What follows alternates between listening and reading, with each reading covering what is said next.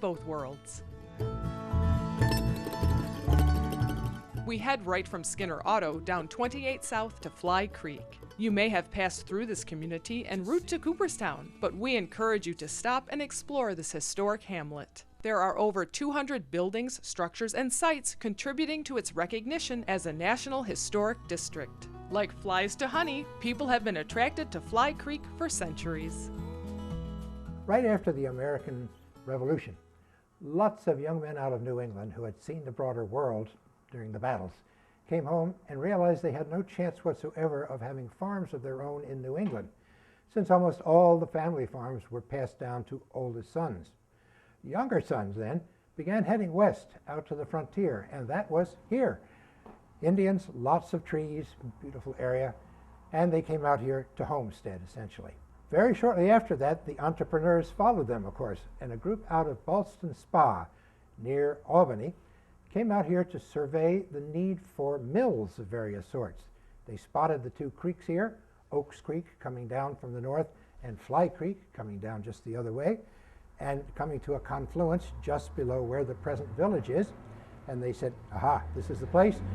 They bought up property, and within 10 years' time, there were 10 mills going along those two creeks.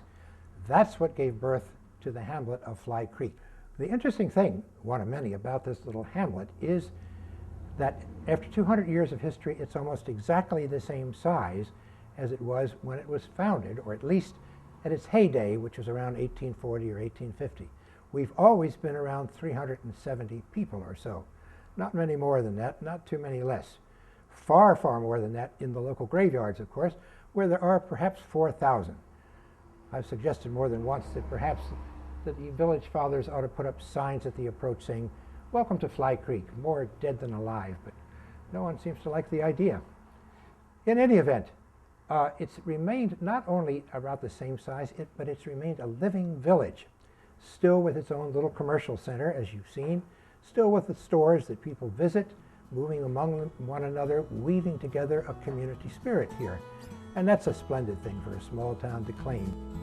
If you would like to learn more about the fascinating community of Fly Creek, be sure to pick up a copy of the humorous book that captures its spirit. Jim Atwell's From Fly Creek, Celebrating Life in Leatherstocking Country, is available in bookstores, Amazon.com, and locations throughout Fly Creek. For all the sons of immigrants, the sons of the native land, there are sons yet to be born to carry on the work we've just begun.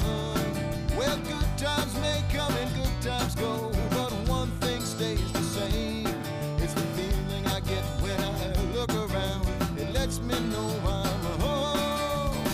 I'm making this valley my home. We stop at historic Grange number 844, home to the Fly Creek Historical Society. We are greeted by society members Pete Martin and Ed Thorne, who are kind enough to give us a tour and show us some of the artifacts they have acquired. I found out today that the Grange organization throughout the country was started in 1866 to help farmers heal from the wounds caused by the Civil War.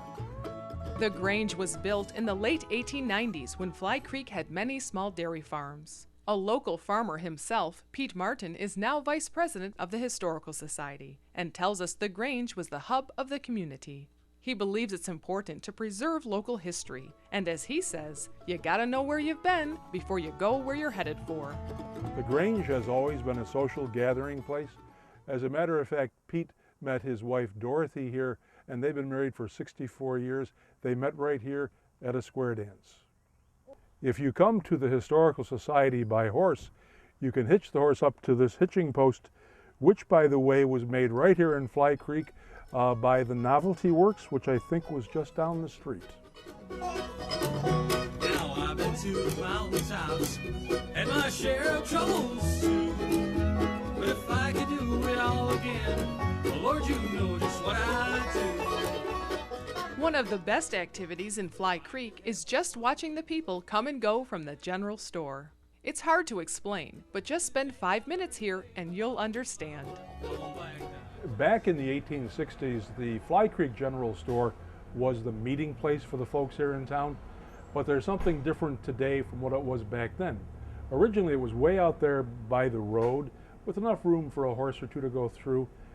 Then when cars came along, they found that it was necessary to move it so they could have room for cars to park and to get gasoline. And that's why when you come here today, the entire thing, it was lifted and moved back, what, a couple hundred feet to where it's located today. It is still the hub of activity here in Fly Creek.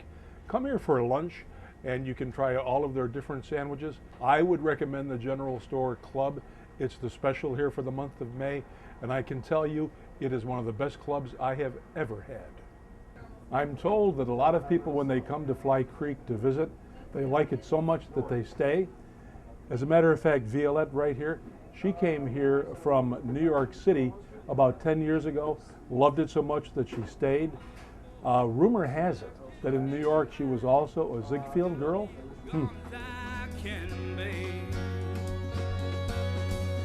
So honey, don't look for me in the morning. Don't cry my name out in your sleep. Don't ring the phone. Am I job in the city? I got somewhere better I've got to be. Well, there's no more useless conversation. No more broken, wasted dreams. No more sleeping alone there beside you. No more... I'm at the gravesite of two brothers, and look at these stones. This one here shows the father's hand holding what was a chain, like a chain link. This son died, and he has on here a broken link because of the son's death. Over here we have the youngest son, George, who died during the Civil War, and the father, you'll notice on his tombstone, had his two sons' chains linked together for eternity. How often can you go to a cemetery and find the word aeronaut describing the person who's buried there? This one does, because Leo Stevens was the man who invented the ripcord on a parachute. Before that, people pretty much, when jumping from planes, took their chances. But he developed the ripcord, and he's buried right here in Fly Creek, New York.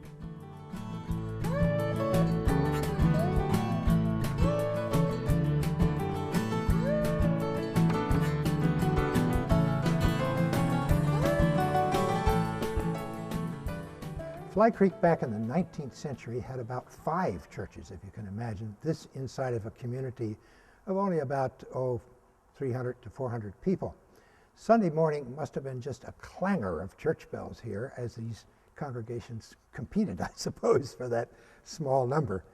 Here we're in the Methodist Church. The bell in this building, installed in 1848, does not belong to this church. It belongs to the hamlet of Fly Creek. It was paid for by public subscription and installed here not only to ring for the services on Sunday, but also to ring on work days, at the beginning of the workday, at noon, at the end of the workday, and then a kind of curfew that rang on towards sunset, so kids knew they better run home and run home fast, I guess.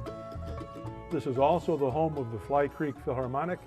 They perform every year in April, then they disappear for another year and come back, sort of in a way like Brigadoon. A landmark event for the Philharmonic here in Fly Creek was when they were asked some 12 years ago to appear on the Prairie Home Companion show. You know, Garrison Keillor. He is one of the people that I look up to. I wish I'd been here back then to be a part of it.